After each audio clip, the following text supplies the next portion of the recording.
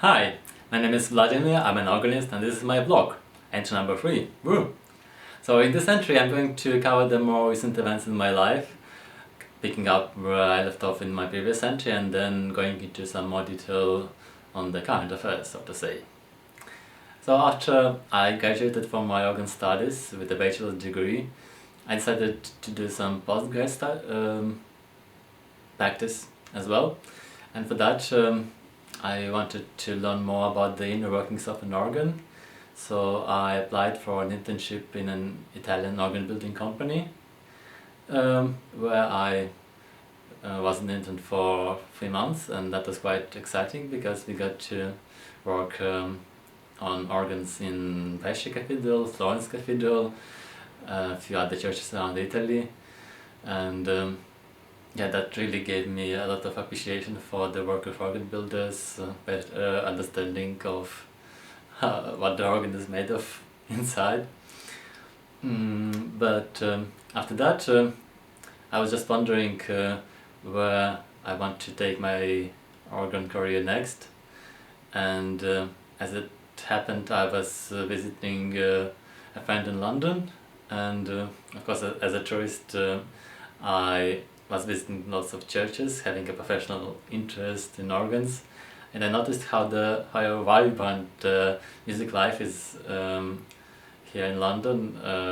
I visited quite a few lunchtime concerts, which I quite enjoyed, and I also found the audience and the organizers quite welcoming and gregarious. So overall, that left a very positive impression of London for me, and that's I guess what influenced my decision to come here in August 2018. And I guess I got quite lucky because quite soon after, in November, I already started as an organ scholar in Beckenham, a suburban town in southeast London, where I stayed as an organ scholar for a year and then continued as assistant organist until recently. Which brings us to current affairs. So I guess some of you have been wondering why there haven't been any more videos of me playing either the organ or the piano since my February recitals, and that's largely because of some unexpected things that happened in my life, which started when I was informed that my engagement with the Beckenham Church is terminated. So I suddenly had to search for new work as an organist, and very soon after that I also got news from my landlord that she decided to sell the place where I lived. So I also had to move out somewhere, and in my circumstances where I have just lost a job, and also I didn't really have a very good year, it was marked by the pandemic, and when I couldn't really work much. I now had to start a new tenancy, and landlords usually want to see that you have enough income to be able to afford to pay for this place. And of course I couldn't really demonstrate that. So in most cases they would demand at least 6 months rent in advance, which is a huge sum. And of course someone like me who has been on pretty low income, who is still in debt over building the organ, that was just unimaginable. So that caused me quite a lot of headache trying to figure out how to get out of this impossible situation, until finally one person graciously volunteered to become a guarantor, so I was able to start a new contract and get this place where I'm currently recording this video.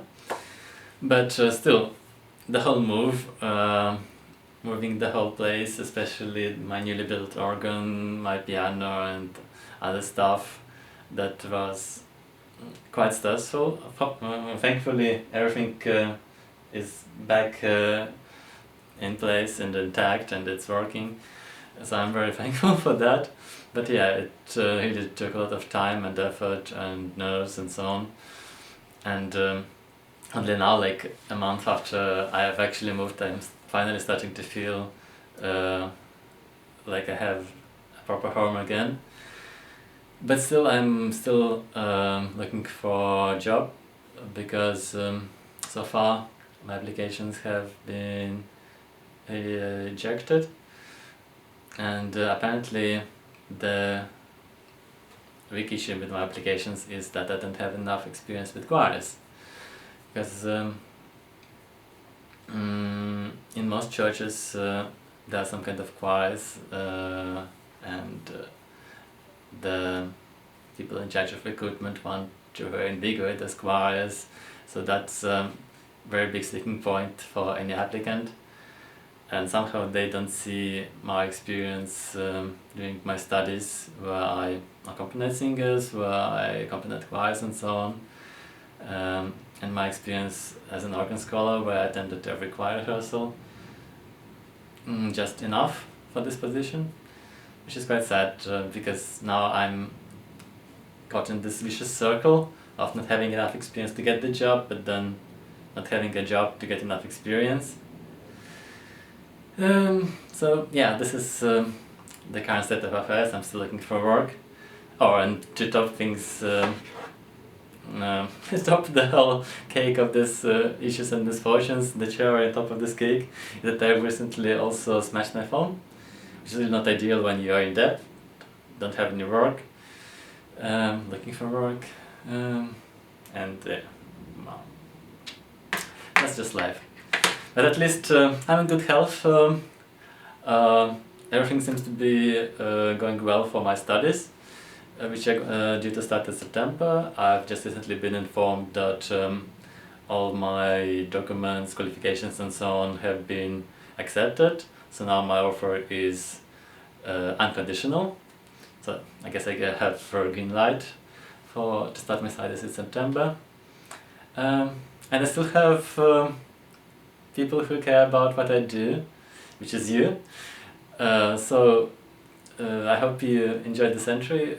If you have any useful thoughts, especially useful advice in my job search, if you're in London, if you know, like, if you got wind of any open positions, please do let me know.